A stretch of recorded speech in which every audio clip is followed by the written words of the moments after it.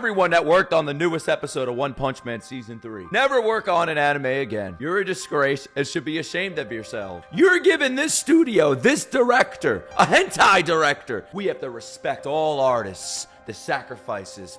It's their fucking job. Then find a different job. 正直仕事環境が大変すぎてやめちゃおうかなって思ったことってありますか？ないですねアニメ描くぐらいにしか本当にやれること得意なことが何にもないんでやめちゃったらもう何ができるかなって思うんで Then find a different job. Did you also blame JC staff for a disaster of One Punch Man Season 3, just like these YouTubers?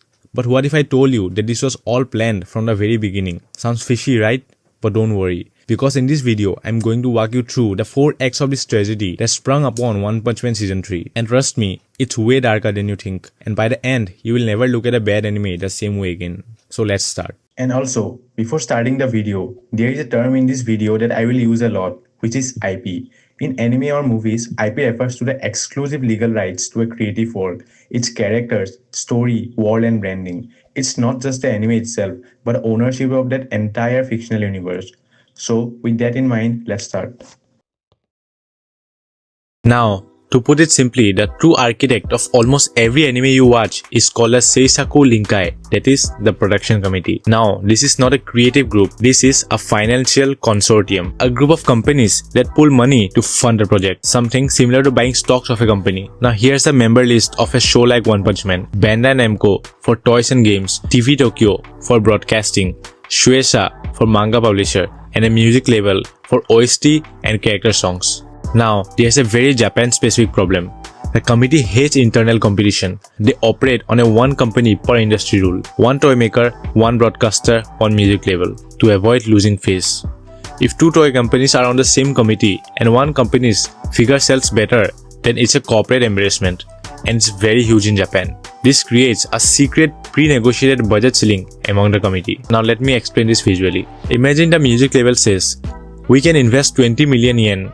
And in return, we want 10% ownership of the One Punch Man anime project. Now do the math. If 20 million yen equal 10%, then 100% of the project value is now locked at 200 million yen. And that number becomes the unbreakable budget cap. Now after that budget is fixed, it does not matter if Crunchyroll offers another 100 million. It does not matter if the fans would pay for a premium version. The budget won't change. And this is where I need to destroy a myth that everyone gets wrong. You look at Season 1's glorious animation and Season 3's slideshows and you think, obviously they spent less money in Season 3 and more money in Season 1. But what if I told you that the budgets were almost identical? Industry data confirms it. Season 1 did not have a secret infinite Hollywood budget. It operated on a standard industry average budget. And Season 3 was funded at essentially the same financial tier. So, the multi-billion dollar question arises, how do you get 2 products that looks worlds apart from the same pile of cash? Now, I will answer that question a little later in the video, but first I need to explain why the committee won't change the budget. Because adding more money changes the ownership percentages. The music company that bought 10% for 20 million yen would suddenly own less of a more valuable project because the shares will get diluted. That's why the committee blocks new money from coming into the project to protect the influence. Now, this is the very first lever of the trap. The budget wasn't set by what the animation needed. It was set by a corporate pecking order you never see. First problem, the source material. Yusuke Murata's art for this arc is legendarily detailed. Animating it faithfully requires movie-level resources, time, money and talent. It is, by most professional accounts, nearly impossible for a standard TV anime schedule. Second problem, Season 1 was not a madhouse production in traditional sense. Now this will answer our earlier multi-billion dollar question of how do you get 2 products that looks worlds apart from the same pile of cash. Listen carefully. Director Shingo Natsume assembled a freelance Avengers team of animators who normally work on films. It was a freelance super team assembled for one project. And it was possible with the same budget as Season 3 because they agreed to do the job in a reasonable salary as out of pure passion for their love of animation. And that team dissolved after Season 1. You can say it's like this MrBeast video where he invited 50 big YouTubers for $1 million. It was a spectacle, right? A once in a lifetime event. Now ask yourself, could he recreate the exact video tomorrow? Maybe. but the chances are astronomically low because those 50 creators aren't NPCs. They are real people with egos, schedules, and rivalries. Getting their calendars to align once was a miracle. Getting them to all agree to do it again with same magic while pressure and expectation are 10 times higher, that's a fantasy. And that is the exact curse that fell on One Punch Man. So, now the production committee with its capped budget and insane timeline shops the project around. Top tier studios with reputation to protect like MAPPA, Bones, Ufotable. They look at this deal. They see the Murata art problem, the season 1 curse, and the committee's restrictive terms. So, they say no. In the industry, this is called a poison chalice. It's an idiom for something that seems great but brings harm, like a promotion with impossible demands. Now you might think, if every one of these major studios rejected it, then why not JC Staff? Why did not they reject it? Well, it's actually not that simple, because they realistically could not. Because for studios like JC Staff, this isn't about passion, this is about survival. As a veteran animator, Vincent Charizard said, studios like JC Staff are trained to survive. Their business model isn't about making masterpieces, it's about taking on sheer volume of projects to keep hundreds of employees paid. Turning down a major title like One Punch Man, even a doomed one, means losing revenue that keeps other smaller projects afloat, and it risks being blacklisted by the very committee that controls some of the big IPs of anime. JC Staff are not the creative partners, they are the hired brands, and they were handed a bomb with a 6-month fuse set by Bandai Namco's schedule. So JC Staff accepted that poison chalice, but accepting the job and being able to deliver a good product are two different things. The studio walked into a warehouse of problems the committee had already stacked against them. Now let's break down the 5 unforgivable pressures that made a good season 3 a mathematical impossibility. Pressure 1. The human bottleneck. JC Staff wasn't sitting idle, waiting to pour all their love into One Punch Man. One Punch Man Season 3 was announced in August 2022. In the 2 years leading up to the production, they were juggling over 25 different anime projects. That's roughly one new project every single month. Critically, they were in the final crunch time stages of Danmachi Season 5, which didn't wrap until March 5, 2025. And by that date, One Punch Man Season 3 was still in pre-production. The studio's A-team animators and directors were already committed to other titles. Now who was left for One Punch Man? The available staff. And to top it off, some episodes were outsourced, like episodes 6, 7 and 10, meaning they were given to freelance creators, especially from overseas in China, who had little to no time to make the cuts, leading to these episodes being some of the least rated episodes of anime history. Pressure 2. The director as a bandit. Now look at who they hired to direct, Shinpei Nagai. He wasn't chosen for a visionary style or deep love of the series. Industry reports note he was specifically recruited for his rapid storyboarding skills. Now let's translate that. The committee did not hire a director, they hired a tri-age medic, someone who could make fast decisions, not careful ones. Now this is a glaring red flag that everyone involved knew, given the timeline was already a corpse. Pressure 3. The moving target. Now this is a unique, brutal problem that most anime don't face.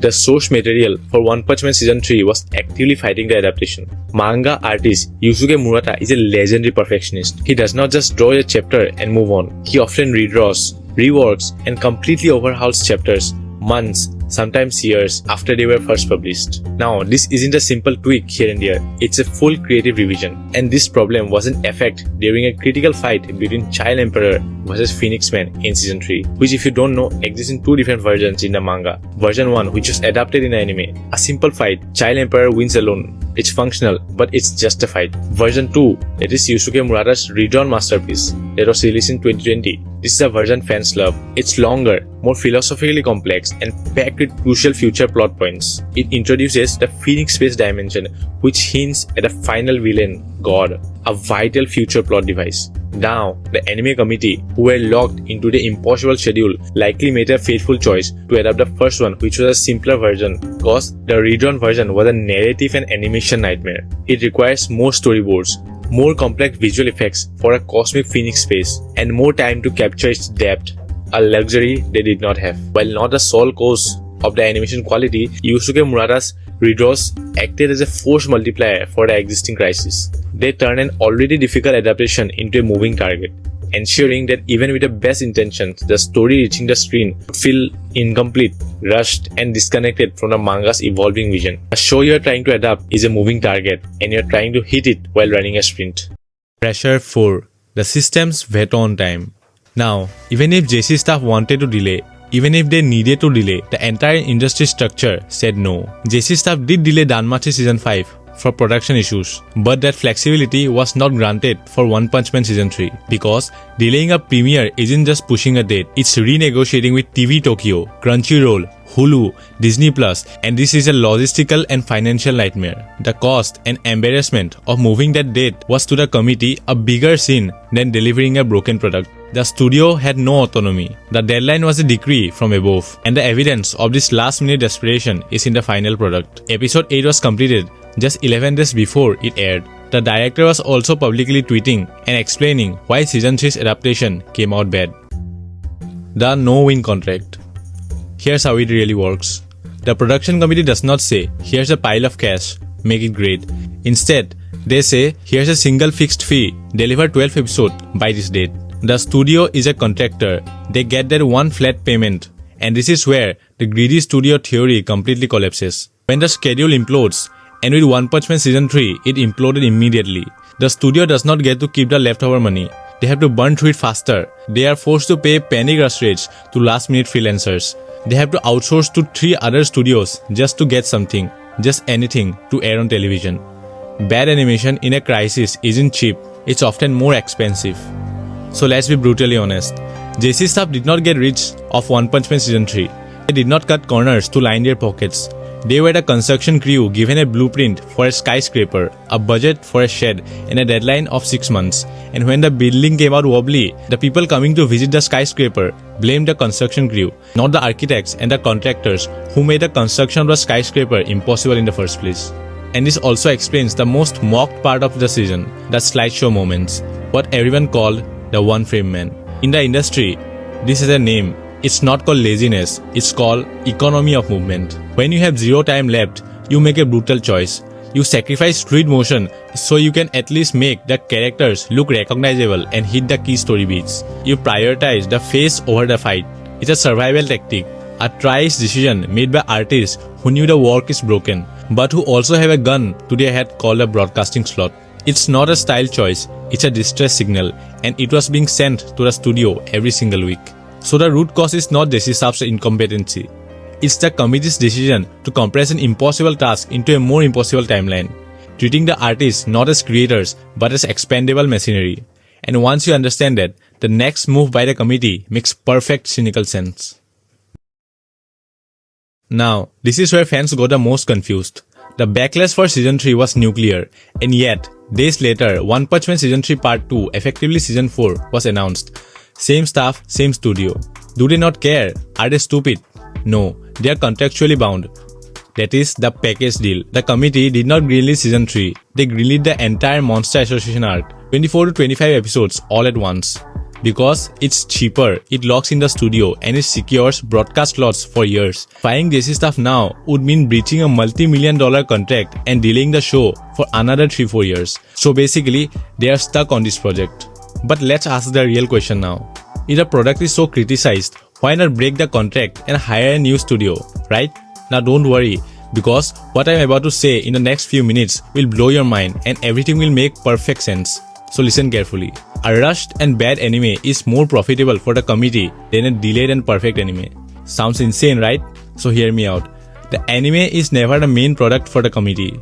The real product is a gacha game, the mobile games, the merchandise and the figures. The anime's primary job is to be a weekly marketing schedule for a live service game. The committee's cold calculus is that a bad anime that airs now will be equal to constant hype, new game character releases, quarterly revenue spikes, while a perfect anime in 4 years equals to the game dies in a content drought. The IP fades and they lose the money spenders. Now you might be thinking, hold on, if the strategy is release fast to feed the games, then why did you wait 6 years between Season 1 and Season 2 and another 6 years between Season 2 and Season 3? Why not just pump out cheap seasons yearly? Now, that's a very good question, and the answer reveals the committee's real calculus. The choice was never bad anime now versus perfect anime later. The choice was possible anime eventually versus letting the IP die. Now don't get confused, let me explain what I mean. When our Avengers of Season 1 dissolved, like I explained earlier, the committee faced a nightmare. The bar was set at impossible. To even try, they needed a director and core staff willing to face certain criticism for not being Natsume. They needed to find a time when top-tier talent was available. This isn't ordering a pizza. It's aligning stars. Those 6 years were likely spent trying and failing to assemble a worthy team before finally accepting reality. To understand this, think of Harry Potter. Consider the core product, the 7 books and the 8 films as season 1, a legendary defining masterpiece. Now Warner Brothers could have said, that's it, it's perfect, we'll never touch it again for fear of tarnishing it. But did they do that? No. They launched Fantastic Beasts films, they greenlit a Kurt Child play, they have multiple mobile games, a HBO Max series reboot is in development. Now why, you may ask? Because the business rule for a mega IP is, you must keep the heartbeat going. You cannot let a cultural conversation stop. Even a divisive, lower quality entry like a Fantastic Beasts movie triggers merch releases, drives traffic to the theme parks, boosts downloads of the mobile games, keeps the trademark active and valuable. And letting the IP go silent is a greater sin than releasing something imperfect. It's just like a YouTube channel. If Mr. Beast constantly upload videos, there will be hype for Mr. Beast and he will make more views and brand offers. But if he stops uploading for a long period of time,